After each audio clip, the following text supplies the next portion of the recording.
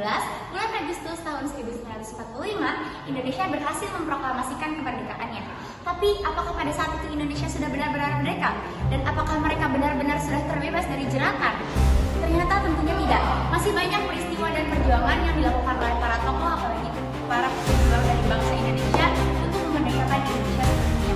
Salah satunya adalah peristiwa pertarungan Ambarawa.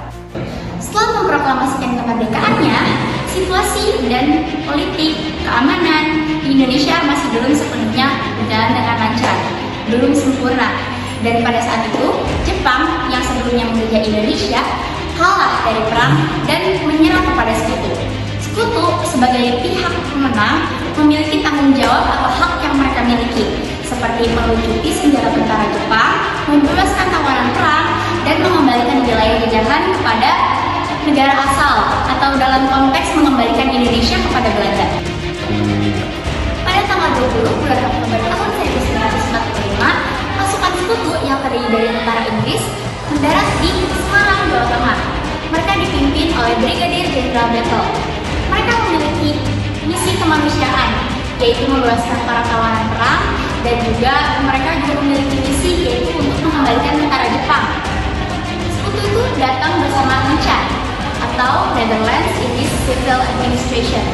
NICA ini memiliki misi yaitu untuk diam-diam mengembalikan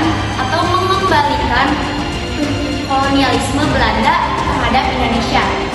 Dan kedatangan Sekutu di Semarang ini disambut waspada oleh para masyarakat di sana, terlebih para tokoh, yaitu Tentara Keamanan Rakyat yang biasa disebut atau disingkat TKR.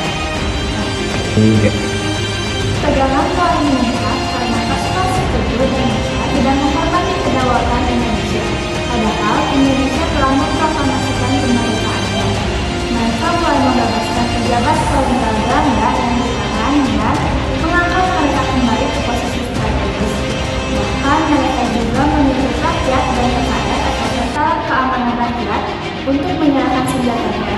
Padahal saat itu senjata sangat dibutuhkan untuk pertahanan kemerdekaan. Pada awal November 1945 di Magelang, konflik mulai terlihat jelas, seperti Sekutu yang menuntut PKR untuk menyerahkan senjata, mengusir PKR dari kota, dan menembaki markas PKR. Kolonel Isidiman saat itu sebagai ketua PKR tewas dalam pertempuran saat berusaha untuk melindungi pasukannya dari serangan musuh. Dan Isidiman membuat Kolonel Sudirman sebagai atasannya sangat marah dan mengorganisasi serangan balasan terhadap Sekutu karena Sekutu sudah mulai bergerak ke Ambarawa. Mengenai puncak konflik dari Perang Ambarawa. Perang Ambarawa dimulai pada tanggal 20 November 1945 dengan pasukan Sekutu mulai memperkuat kedudukan mereka di daerah Ambarawa. Pasukan Sekutu memperkuat pertahanan mereka terutama di daerah Benteng Wilhelm I.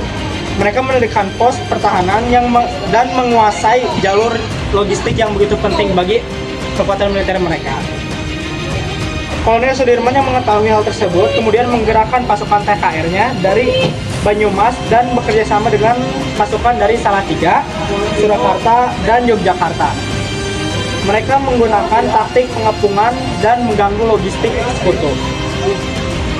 Strategi yang digunakan oleh militer TKR yang dipimpin oleh Kolonel Sudirman adalah: pertama, memutuskan jalur logistik dan komunikasi Sekutu dari Semarang ke Ambarawa. Dua, menggunakan desa sekitar Ambarawa untuk mempersempit ruang gerak musuh. Dan yang ketiga adalah serangan bertahap dan terkoordinasi dari berbagai arah.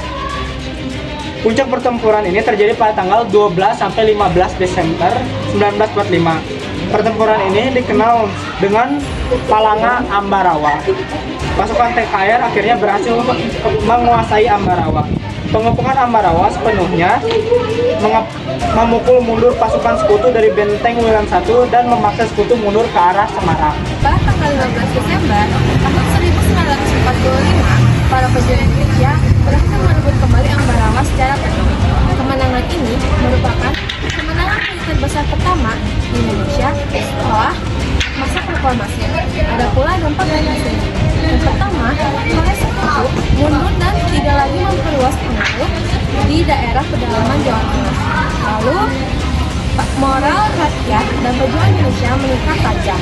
Dan terakhir, Kolonel Sudirman mendapat pengakuan luas atas kepemimpinannya dan diangkat menjadi Panglima Besar Tentara Keamanan Rakyat atau cikal bakal TNI pada tanggal 18 Desember tahun 1945. Tokoh-tokoh yang terlibat pada Perang Ambarawa diantara lain Jenderal Sudirman, Letkol Istiman, terus Gatot Subroto, serta ada Surono Rekso Dimejo, ada Letkol Sarbini Marto Dihajo, dan terakhir ada GPH Jatikusumo.